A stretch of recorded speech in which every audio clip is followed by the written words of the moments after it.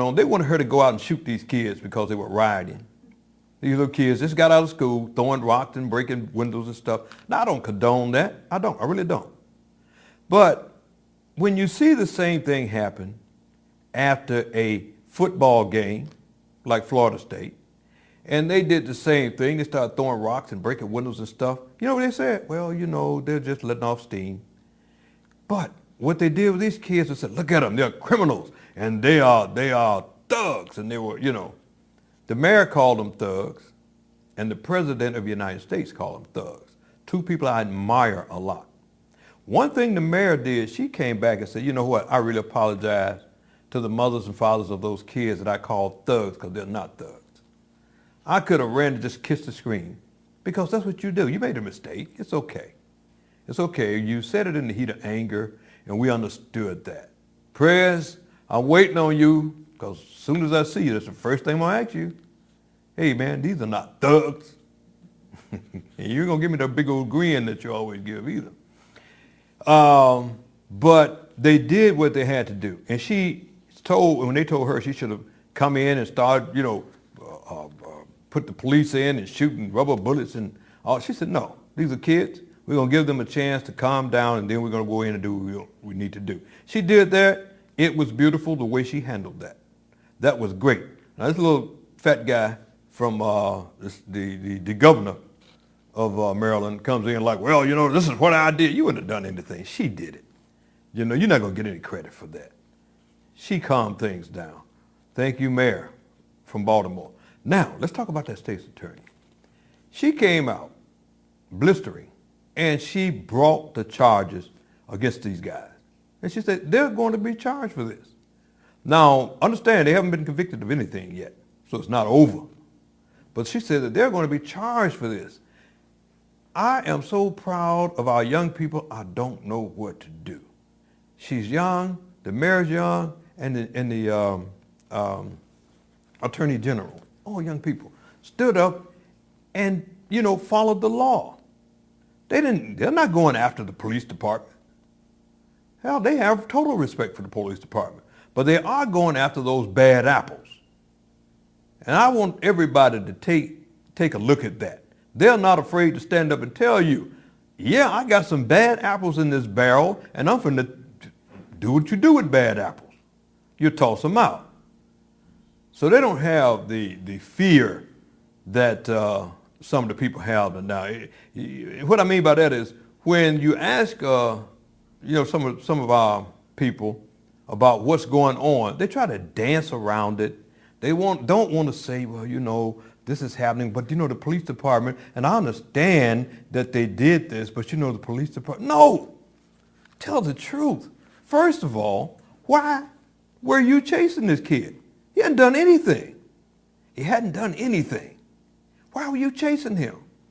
And then when you caught him and you put your knees in his back and you severed the young man's spine, you put in your report that he had a spring reaction switchblade in his pocket.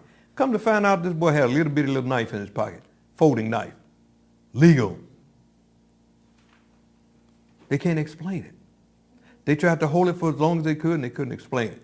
So when I see what they did and they stood up, it just makes me feel real good that these young people are as smart as I thought they were. They do have the intelligence and they do have the courage.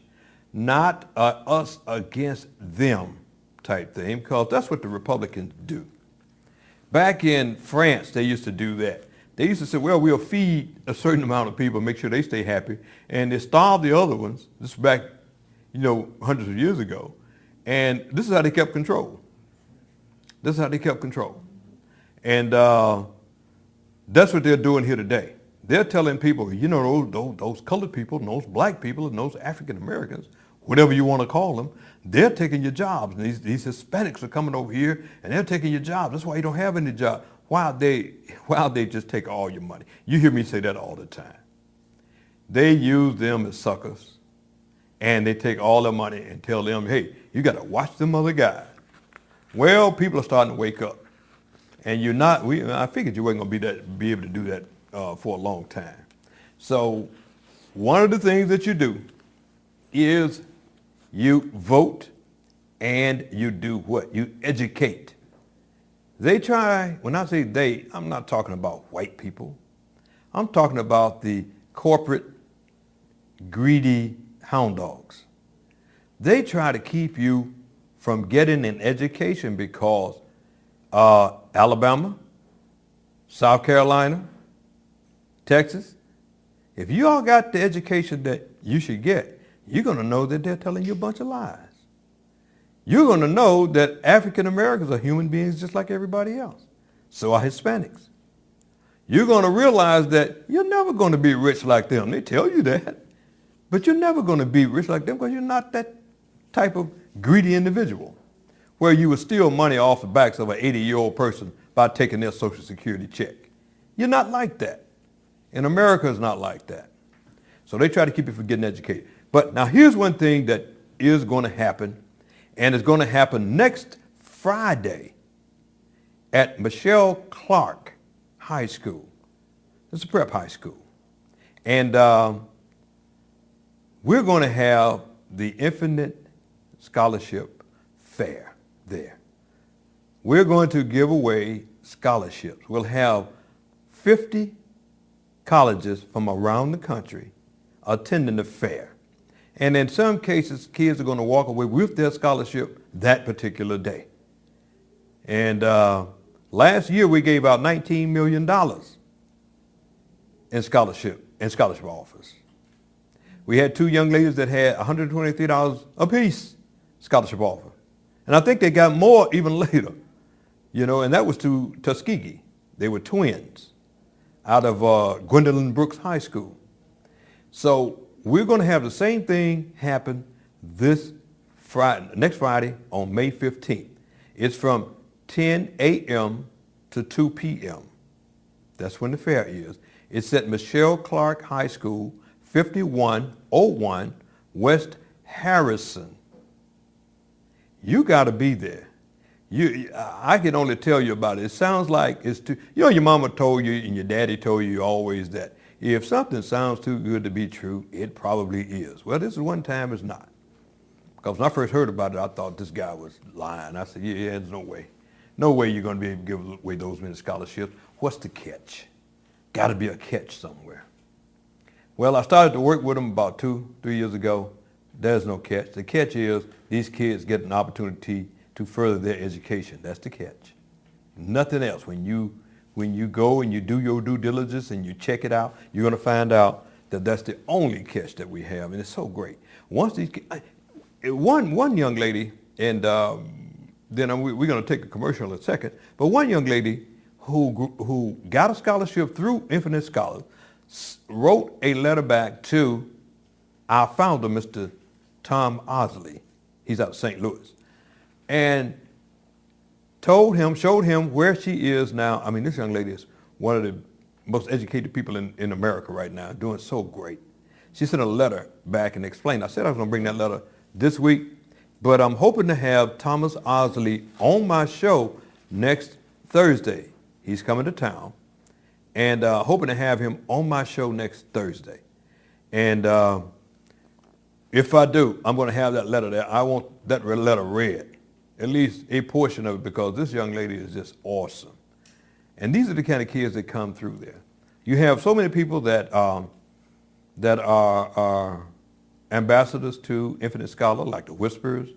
Bob Beeman is like the chairperson, over the country for the Infinite Scholar. And for some of you who don't know Bob Beeman, he's a great Olympic athlete, Bob Beeman. And we got all kinds of people, Shaka Khan, just all kinds of people that, is ambassadors for Infinite Scholar. So that's going to be next Friday, May 15th, 10 o'clock until 2. It's at Michelle Clark High School, which is 5101 West Harrison in Chicago, Illinois. So you want to be there. About 30, 40 years ago, I would have said, be there or be square. I won't say that now because you know how old I am, okay? We're going to do that. And like I said, I got a great show lined up for you today. man, we got Brother Ronald Roach is going to come on. We're going to talk about some of the things that's going on right here in Chicago, and things that's going on as far as what's happening with our teachers union and some of the other labor organizations. And then I'm going to bring on Mr. Tommy Sams, who's the president of ATU Local 241, one of the largest unions in the state of Illinois. Makes a big difference. It makes a big difference. So what we're going to do, we're going to take a commercial right now. We're going to bring on our guest, Mr. Ronald Roach. We'll be right back. I'm going to do some things tonight. All the songs you're about to hear tonight are songs that are reminiscent of my life. Because you know, art imitates life, right? So all these songs have something to do with something that I was going through in the past couple of years. We like going around. Y'all ready? So, my brother recently single, you know. And, you know, sometimes you get to a point in a relationship where it ain't working no more. It got real for me. I had to tell her this. I was sitting, waiting, wishing you believed in superstition, and maybe you see the sign. Well, Lord knows that this world is cruel, and I ain't the Lord, no, just a fool. Loving somebody won't make them love you. Must I always be waiting on you? Must I always be playing you fool? Sing songs and dance, I gave you friends all the chance, put up with them, wasn't worth never having you. Oh, maybe you've been through this before. My first time, so please ignore the next few times, cause they're working at you. I can't always be waiting on you.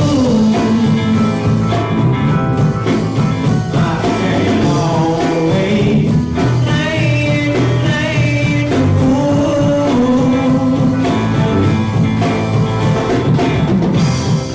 Playing your part, this time I see you on this plot to twist. I've had enough mystery. Keep building me up, shooting me down, but I'm already down. Just wait a minute.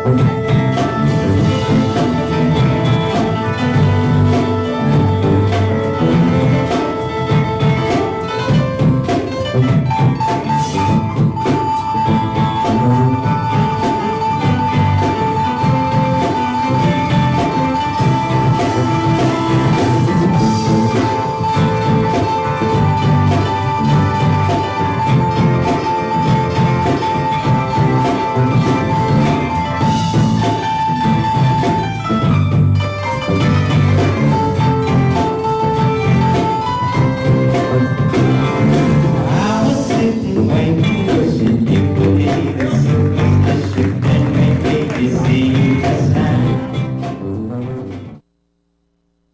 Smoke is rising from the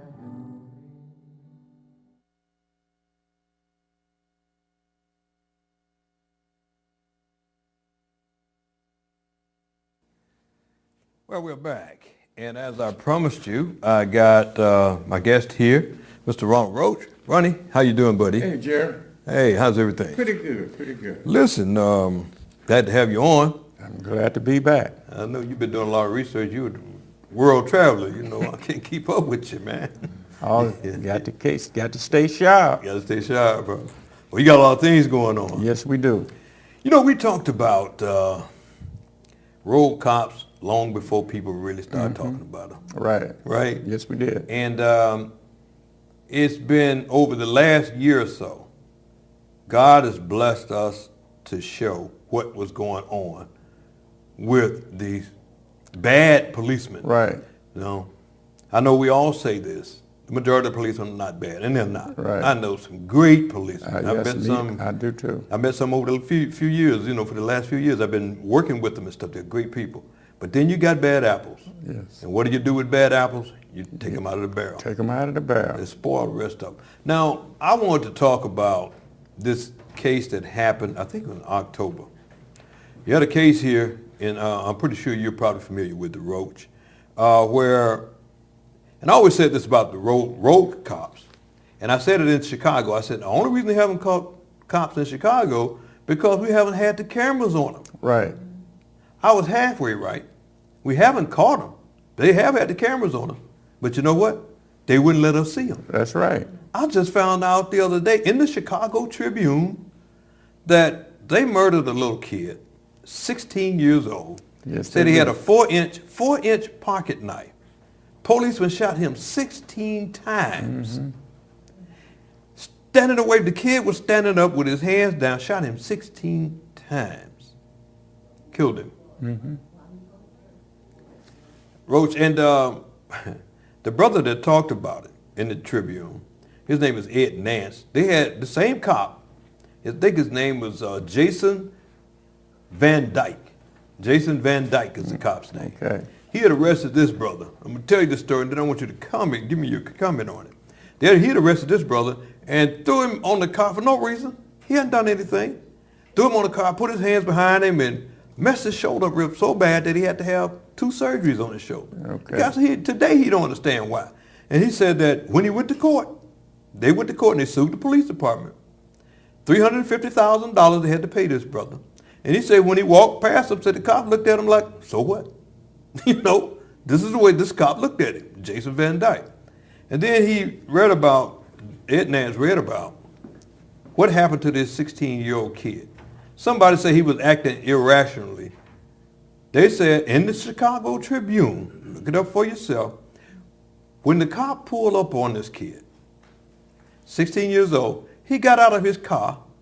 Kid was like 12 feet away from him. They're supposed to have a 4-inch pocket knife. And he said that he had cut the tires on the police truck with the knife. Shot him 16 times. This little kid, 16 times. Now here's what happened that really threw me. I didn't know, and they had a dash cam on the incident all while it was happening. Right. But we didn't know anything about a dash cam. Right. Nobody knew anything. You still haven't seen it. I know. They said, well, it's because of we got an ongoing case here. No, you don't. First of all, they didn't fire this guy. They didn't take him off the street. Even today, he's sitting behind a desk. They said, they took his gun away until further investigation. And here's the problem. Here's another problem. The kids' people, before they could go to court, before they could sue anything, guess what the city did? Paid the family $5 million. He didn't go to court. $5 million. You know why? Because they saw that tape. The alderman saw that tape, and they said, hey, let's pay this off because we don't have a chance. Pay it off so we can keep it quiet. Paid them $5 million before they even went to court. So this is the kind of garbage that's going on here in the city of Chicago. And you got this, I used to give him a little respect, but I don't anymore. This jackass, what's his name? Terry McCarthy? What's his name? Chief of Police. Chief of Police. You called it right. The cop that shot this beautiful little 18-year-old African-American girl the other day. He just shot up in the crowd because he said that the Negroes was making too much noise. So he shot up in the crowd and killed her. Went to court and the judge let him off, said, well, they charged him with the wrong thing. They charged him with reckless homicide. Now, if they'd have charged him with murder, he would have said, well, you charged the wrong thing. That's You right. should have charged him with reckless homicide. Right. Let this man off. This is the kind of garbage that's been going on here in this city. And I got a problem with the alderman that sit there and watch through that, and I got a problem with the mayor that does that. If you pay that family $5 million before you could even go to court, that's the reason why you did that. And I think that the public should know all this. Now, give me your take on it. I have to preach it to you before I have your opinion. It happens because they know nothing is going to happen. That's like I break in your house and take your stuff, and the insurance company turn around and give me the check for your stuff that I broke in your house and took. Now you still got to pay. They take your tax dollars and pay off for the wrong that they did. Nobody loses. Nobody goes. When that policeman whooped that little barmaid, you recall? Oh, yeah, yeah. He whooped her like she's a runaway slave. They fired him before the sun went down. Mm-hmm. Yes, yes. But here's on several occasions, here's a 4-inch pocket knife is no longer than that, about that big. Right, right. And you shot him 16 times because you say he cut the tires on your truck. If he cut the tires. So what? Lock him up. But they do what they know they can get away with. Yes. And understand one thing, Jerry, that $5 million, they'll spend all of that. Whose money is that, though? That's me and your money. That's right. That's me and your money. That's right. They'll spend that they'll take that $5 million and they'll spend it. And they'll get dead broke. But their child will still be dead. Right. I don't care if they take that $5 million and make $1 trillion Right. off of it. You still don't murder that these child. kids. They figure I can do, your life ain't worth nothing. But now this guy felt like he can just murder this guy. And he knew he was going to get away with it. But why is that? Because the chief of police said He ain't done no wrong. he didn't do no wrong. He didn't do no wrong. This is what you get from the chief of police. Now what do you call him? What does that make him? Right. The chief of police. Uh-huh. A redneck, racist. Right. Right. Right. That's what he is. I try to stay away from that, but Yeah, when the shoe fits, When gotta I wear it. lie, You gotta call wear it. my hand on you it. got to wear it. Yeah. Because you would never do that to a little kid in the neighborhoods over there on southwest, No, north, sir. northwest side. You murdered this kid, 16 years old. They paid him $5 million, his family $5 million before they even went to trial. They didn't even go to trial. Right. Hey, wait, whoa, we saw this on camera. Oh, get it. Pay it, keep it quiet. Keep it quiet. Because we don't want these Negroes to rise up here in the city of Chicago, And they've been putting this blanket over your face for a long time. Now, I don't say that to incite anybody, but I do say to wake your ass up so that you can go and do what you need to do. And what you need to do is what? Get people out of office that sit there and do that kind of stuff. That's right. Sit there and do that kind of stuff. I like so much what was done at this last mayoral and automatic election. We got a lot of aldermen in that are independent. Right. Almost got a mayor in that nobody even really knew. That's right. And you did get the mayor did get back in that's in there, but let's hope that he learned the lesson that, you respect everybody. Not just your Hollywood friends, not just your corporate friends, and not just your friend Bruce Rauner and that group over there. You got to deal with all of us. And we talk about Chicago being a union town. I'm going to talk about that with my next guest when we come on, but Chicago is going to have to show them that this is a union town. This town is about the middle class. That's right. We're not about race because we know that white people have the same problems we do. Yes, they do. Hispanics have the same problem we problem. do. And that problem is corporate.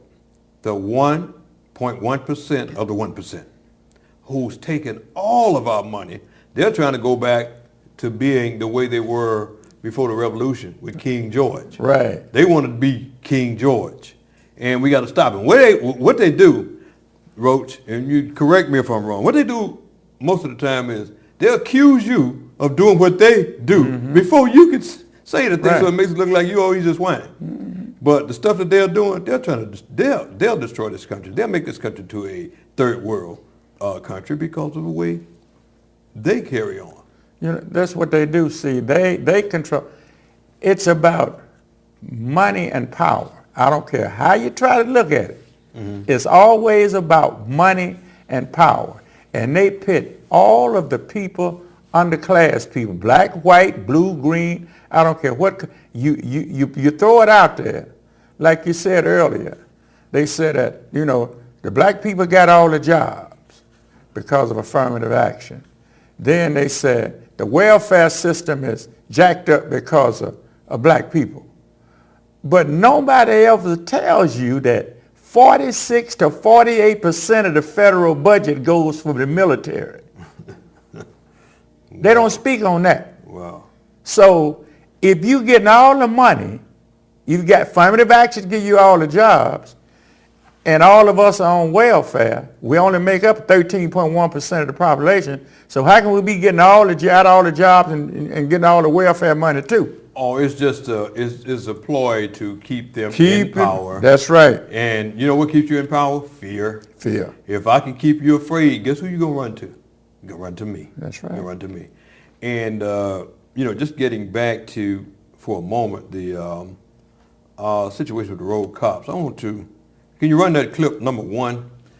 I want to talk about the headlines in the Chicago Tribune, which was really, there it is right there. Light, the new light on the accused cop. You know, actually, they're actually printing this. And if we don't read for ourselves and find out what's going on, right. You know, and I hate to say it, but you know what they say about us. If you want to hide it from them, put it in a book. Put it in a book. Folks, read what's going on, because this is what's happening in your neighborhoods.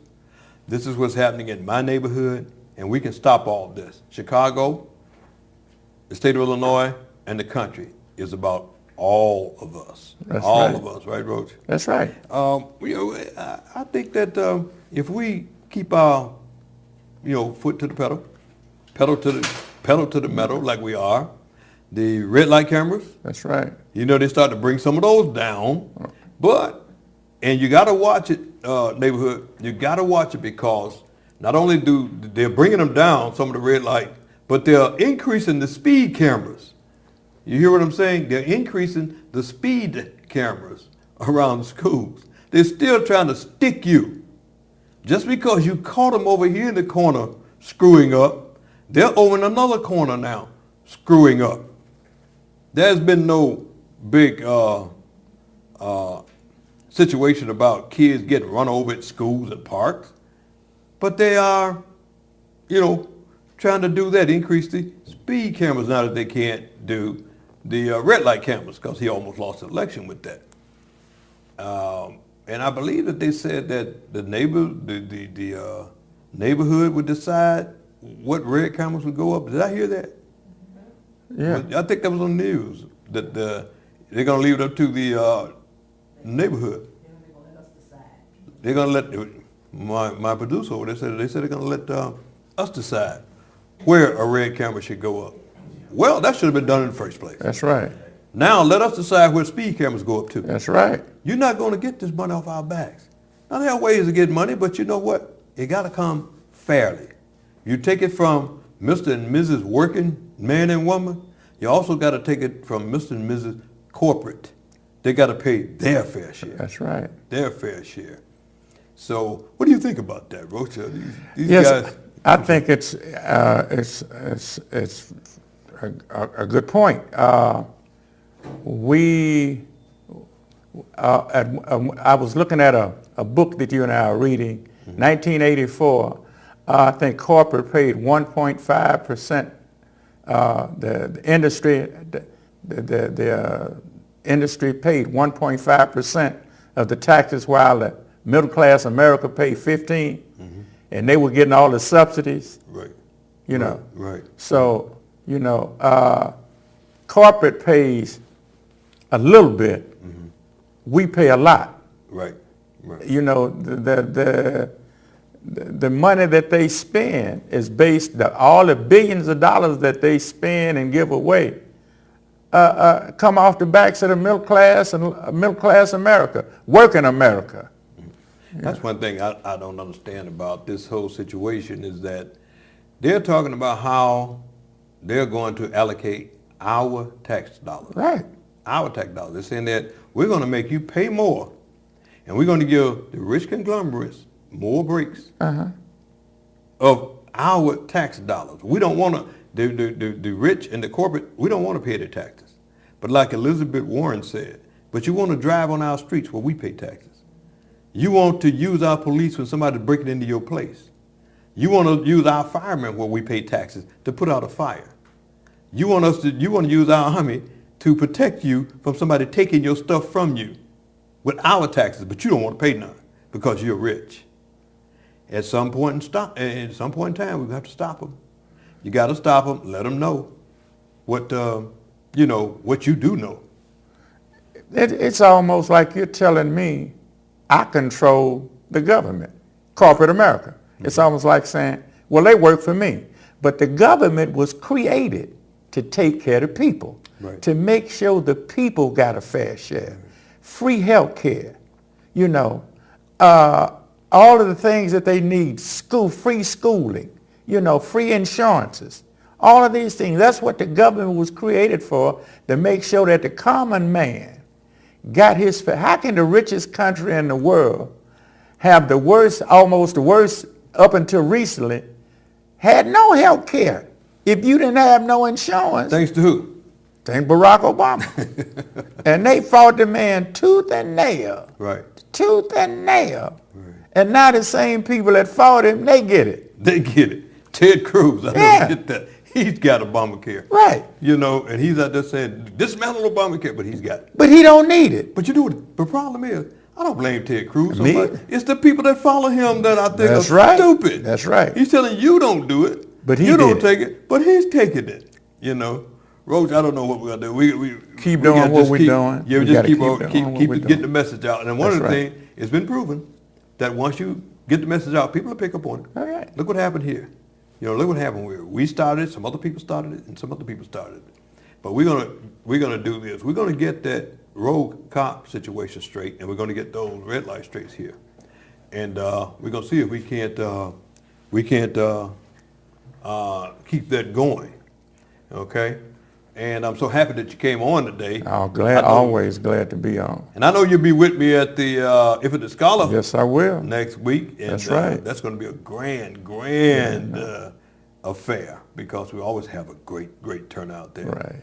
And keep in mind that, and this is to everybody, keep in mind that the way to success is education. That's right. And the way to get educated is vote. That's right. Vote. That's one thing about this country. This is a great country. And when you don't vote, hey, I blame you. This guy that ran for office, what was his name? Herman Cain. One thing I love about him, when he said, if you don't do it, blame yourself. That's right. Roach, glad to have you on here, man. I'm glad to be here, Jerry. All right. We're going to come back. I'm coming back with my guest, Brother Tommy Sams, one of the largest, strongest, who represents one of the largest, strongest unions in the state of Illinois, perhaps in the country. That's right. We'll be right back.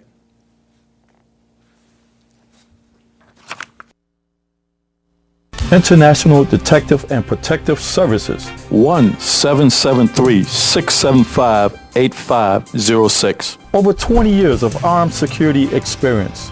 The very best in shopping mall security, inventory watch, find missing loved ones, investigative open legal cases, community policing. Are you taking a vacation this summer? For peace of mind, you need our House Watch service, cheetah surveillance, and much more.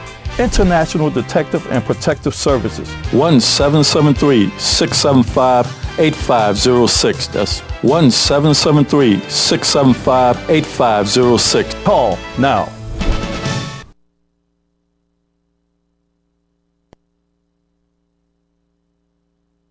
Golden's Tropical World.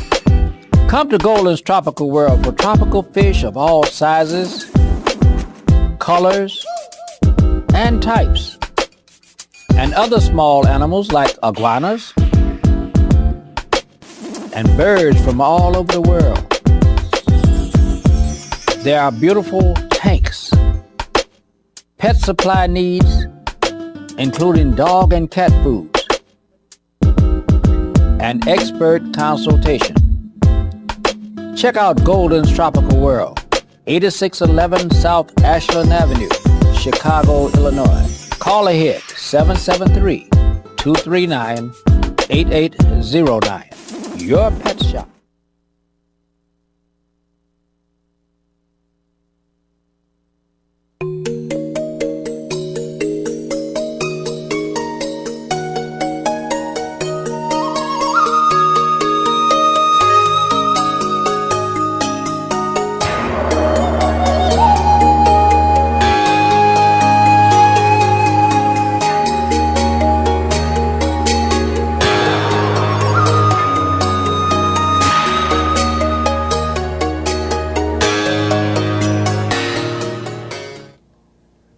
Well, we're back, and I hope you enjoy Brother Ronald Roach, because Roach keeps us informed about things that's very necessary. And before I bring on my next guest, I saw something. People talked about the Floyd Mayweather fight and the Pacquiao fight. Actually, that was a Floyd Mayweather fight. There was no Pacquiao. He didn't show up. Floyd Mayweather did what he always do. You know, he fights like Floyd Mayweather. If you want to box, come and get me. If you want to slug, come on in, I'm going to knock you out. But Pacquiao decided, oh, I'm not going to get knocked out tonight. I'm going to collect that money, and I'm going home. I want to show you something that somebody that could have beat Pacquiao at the fight if he had been in the ring. Run that clip number 2. That clip. Watch this. The dude here, he see him fight. Look, hit him with the left. Little dude, like I say, I can do better than that, man. Left, man. Left. Oh, man, he's on it, Jack. He's on. Okay. All right, thank you. Well, what we're gonna do? We're gonna talk to a man I think that is one of the biggest individuals in the state of Illinois right now, and he's got one of the largest locals in the state of Illinois. He has about 10,000 members, and without them, the city don't move. And that individual is Mr. Tommy Sams. Tommy, how you doing, man? Okay, Jim. President of ATU Local 241. That sounds good, man. Yeah, it does. Yes, it does. How's everything going? I know you got a lot of work in front of you. A lot of some work, things yeah. that you can't discuss right now, but some things you can discuss. Right. You know. Right. So I know you've had some good things happen since you've been in there, but mainly you've been cleaning up the mess that you were left. Absolutely. Can you give us a little on that? Oh man, Jerry, I tell you, they just left it in such bad shape. Mm-hmm. You know, I mean, they just didn't leave no money. You know, we had a little money to work with. The lease was expiring. Well, we got to move. We're moving out on the 23rd of this month. 23rd. We're scheduled to move out. We have to be out by the 31st, and if we decided to stay, because I was checking into a month-to-month, they said, no, if you're there on June 1st, we will assess you 150% over what you're paying. And we spent, last month was $14,000. This month is the same thing. This is for rent? For rent. Wow. So, you know, on top of just tearing down the membership for absolutely nothing, I mean, we were just inundated with work. You got 3,100 grievances that weren't done. I mean, you're talking 3.5 years in trustee. And we're just trying to get to the bottom of it so we can actually start doing some things for the membership. You started doing some things with the grievances that was, I think, you know, very progressive. Right. You know. What we did is we brought some people down. We passed some motions through the executive board, and then we took it to the membership to create some committees. And in creating those committees, we also created something that the local hasn't had in a number of years, and that was a liaison that deals with FMLA and the Cedric claims, because they were terminating our people at record numbers. And we needed something to slow the process. So I have an individual down there that focuses on that, and she's excellent. Yeah, I heard you had a big slowdown in that yeah. discharge with the FMLA. Oh yeah, stuff like with that, you know, and if you don't mind me saying, yes. Toy Bowers, man, I tell you, Jerry, powerhouse, smart, sharp, knows what to do, how to get her message across, her point across, and the people over there at CTA respect her.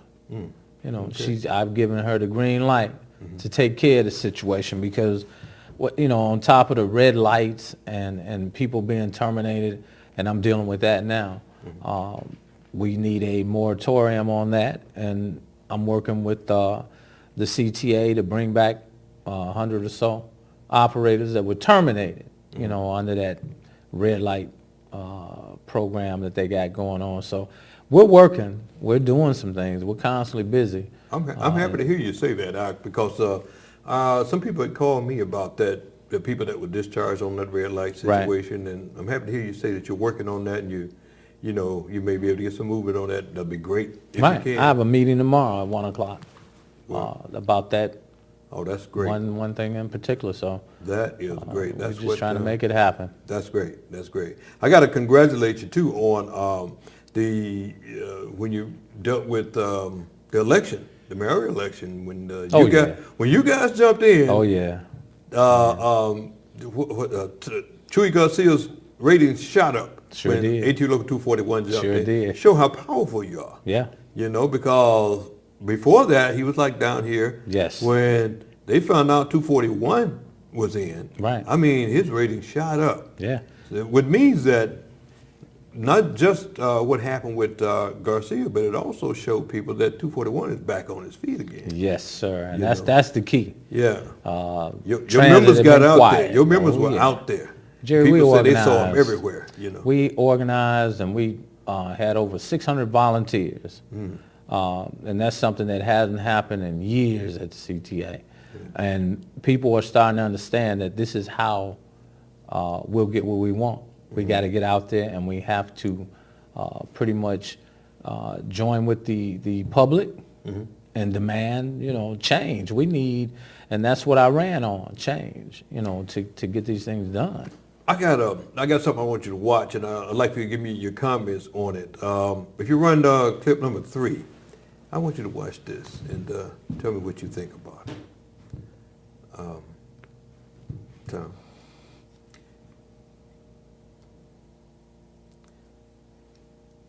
We're going to see if we can get clip number 3. They cannot afford to bail the city out of its financial problems. Eyewitness News political reporter Charles Thomas has more on the governor's speech. Charles? Linda, Chicago's unofficial historian Alderman Ed Burke called it the first time ever that a sitting Illinois governor addressed the city council. Bruce Rauner pitched his free market approach to solving the city's financial problems. Polite applause by the all-Democrat city council greeted the Republican governor, who set the parameters for any help the deficit-ridden state might give the city, which by some accounts has an even worse fiscal crisis. For Chicago to get what it wants, Illinois must get what it needs. Rauner wants Mayor Rahm Emanuel and council members to support the governor's so-called turnaround agenda. The pro-business reforms aimed at generating jobs include reduced worker compensation costs and non-union right-to-work zones that would encourage companies to locate in Illinois as opposed to surrounding states. We must get more competitive. What Rauner is proposing right now really goes against the grain of what has built our city. He says it's a turnaround agenda. I say it's a turn back the clock agenda. Outside the council chambers, the Chicago Federation of Labor held an anti-Rauner rally. When he talks about things in code like self-empowerment, I think what he really means is you're on your own. The governor, who likened his appearance at City Hall to the biblical Daniel's time in the lion's den, expects to get at least part of his agenda in return for helping the city. There's clear indication that Democrats as well as Republicans realize big changes are needed, and we're making progress. Mayor Emanuel, who last week opened a low-wage, non-union soap manufacturing plant on the south side, says he remains opposed to right-to-work zones anywhere in the state. I think you're pulling the rug from underneath the middle class and people trying to get into the middle class. But Emmanuel indicated there might be room to negotiate on workers' compensation. There's a right way and a wrong way to do it, and I'm going to be clear about what I think we need to do. The mayor and governor met today before Rauner's council speech, and the governor says he, the mayor, and legislative leaders are in constant negotiations. He would not be specific, but said he thought there could be a state budget agreement by the end of this month. And as that state budget agreement is made, it would include elements affecting the city, of course. What I say about that is that ain't much to say about it. Ooh-wee, I tell you. What I say about that is that, you know, what your members did is just the tip of the iceberg of what's going to have to happen. Oh, yeah. Your members, I know the Chicago Chicago Teachers Union. Yes. AFME, Chicago Fed, all of them are gearing up, and I know you guys are coming together. Yes. Because you got a guy in there that he's throwing all kind of stuff up on the wall and see what sticks. This is Bruce Rauner. He's talking about, let's do right to work, let's do it, and you'll be so happy that they let you keep it. You don't have to do right to work, you're going to give me this, and you're going to give me that. And I know that you don't fall for that okie doke. No. And the mayor, you watch him, when he open a plant, a non-union plant, Exactly. tells you what time of the day it is with him. Folk, and I'm saying this to you, working people, you got to understand that. This is the game they play. Tom, what do you think about that? What do you think about Rauner? First of all, coming to the city council and having a party with his buddy there. Well, you know, I think it's a well-scripted, it's like playing out a real sad episode of a soap opera, Jerry. I mean, he wants to create right-to-work zones. And then you got the mayor who says, well, there's a right way and a wrong way to do it, but you allowed him to say it. Right. You give him the 15 or 20 minutes of airtime to get his point across because you guys are buddies. Working people need to understand. You have a mayor in the city of Chicago that's anti-labor. You got a governor that hates unions. Right. You can't trust either one of them. Right. I'm listening to the news the other day, and I'm listening to how they asked the Chicago teachers to take a 7% pay cut. Are you kidding me? Ridiculous. You're building more and more charter schools. You're paying them top dollar. But you want the teachers to take a 7%. I think it's a retaliation move. And along with transit and all the other locals, because I support the teachers 110%. And we will be out there with them. Because if you think for 1 minute he's going to ambush the teachers and leave everybody else alone, it's not going to happen.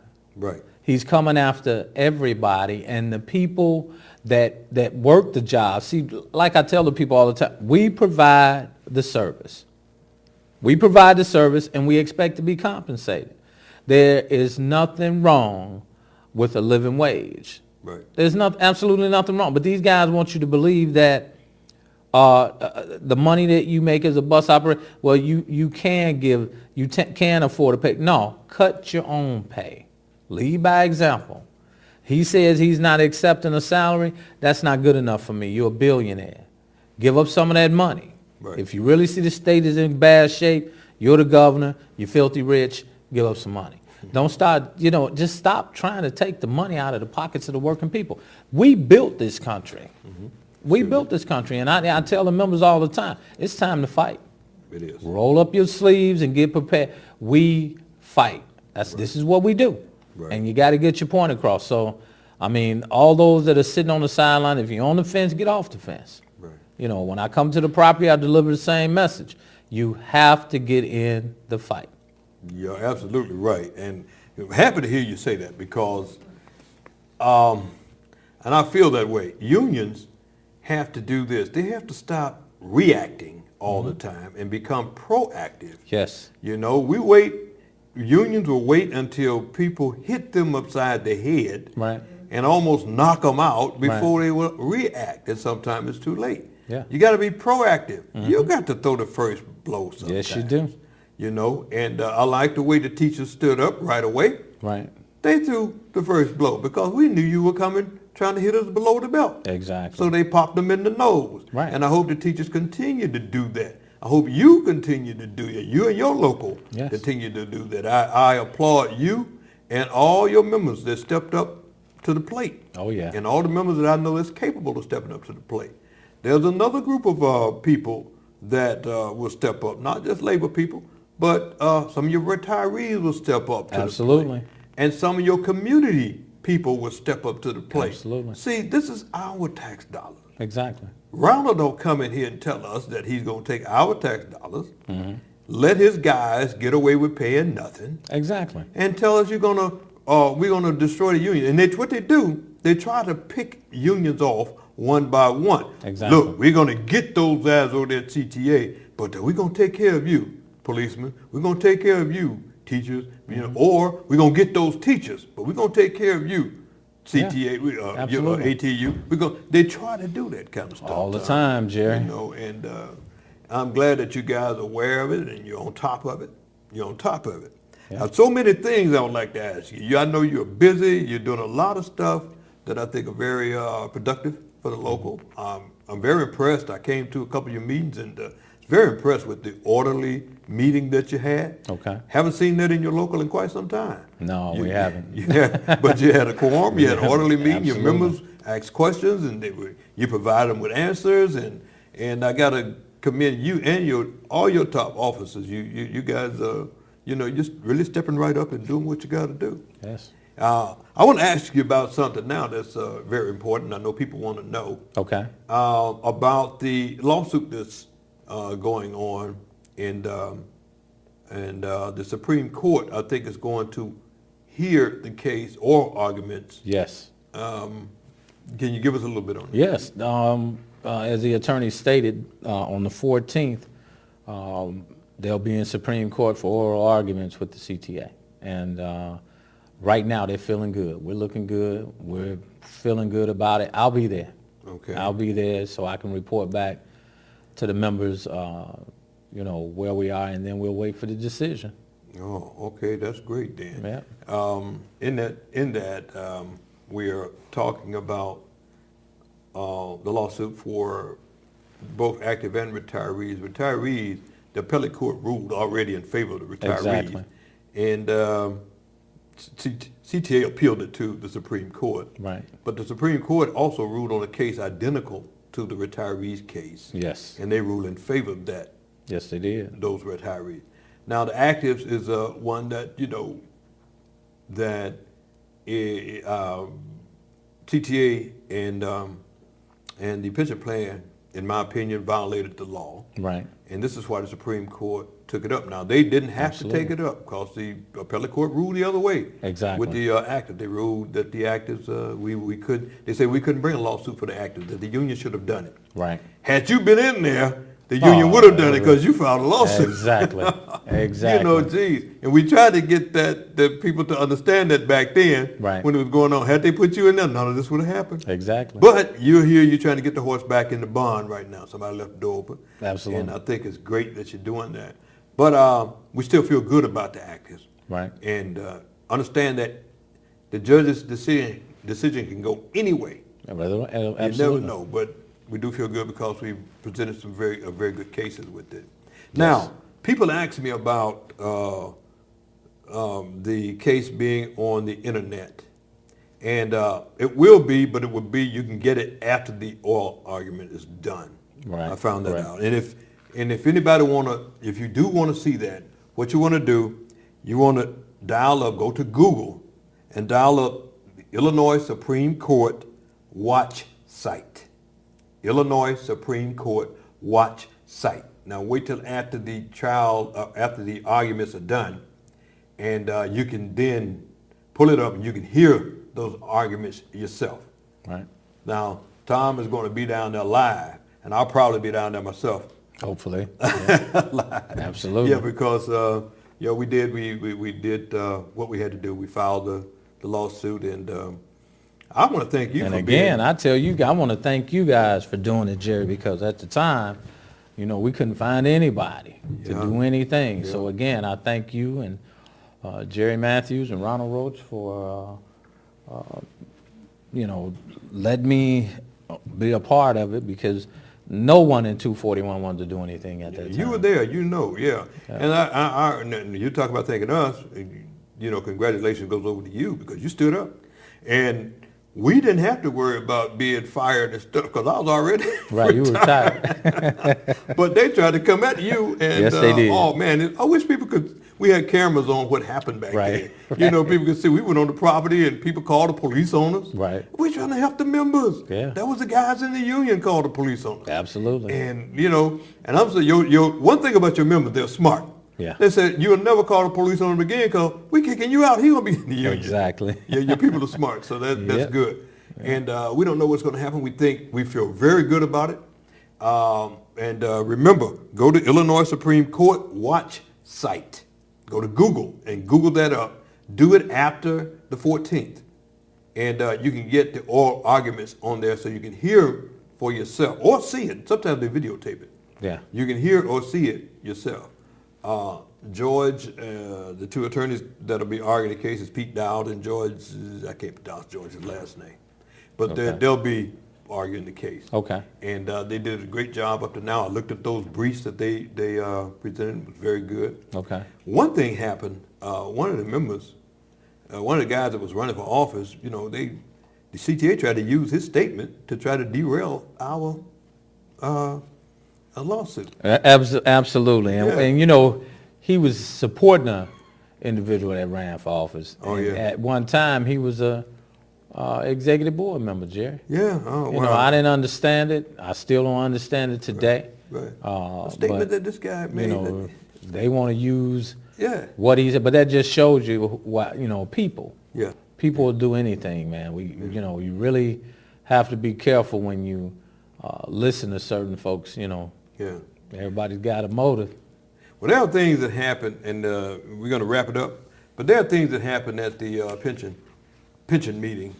The pension meetings, the board meetings, right. And that I would like to get you back on and talk about because they're very interesting, and your members need to know what's going on, and they're going to know pretty soon. Okay. Because y'all know some of the action you take it. Right. And I got to say this to you folks. I wish I could have had a camera in there with your president and how he delivered at that pension, because these people are trying their best to wrestle your money you put in there away from the unions and stuff like that. And they had been doing it for the last 8 years, but your president stepped up, and I'm going to give you more on that the next time I get him on there because it was something that you needed to see. Okay, this is Talk Labor. Don't forget the Infinite Scholar, May 15th at Michelle Clark High School, 5101 West Harrison, 10 o'clock to 2 o'clock. Be there. I'm going to say it again, or be square. Tom, glad you come on, buddy. Thank you, Jerry. Really appreciate you taking that time out for Talk Labor. We're going to see you next week. Talk Labor, Jerry Williams. It's time to talk about what's going on in America. It's time to talk about what's going on in the workforce and in the homes of the American middle class. It's time to talk about the status and the future of today's economy. It's time to talk labor with your host, Jerry Williams Sr.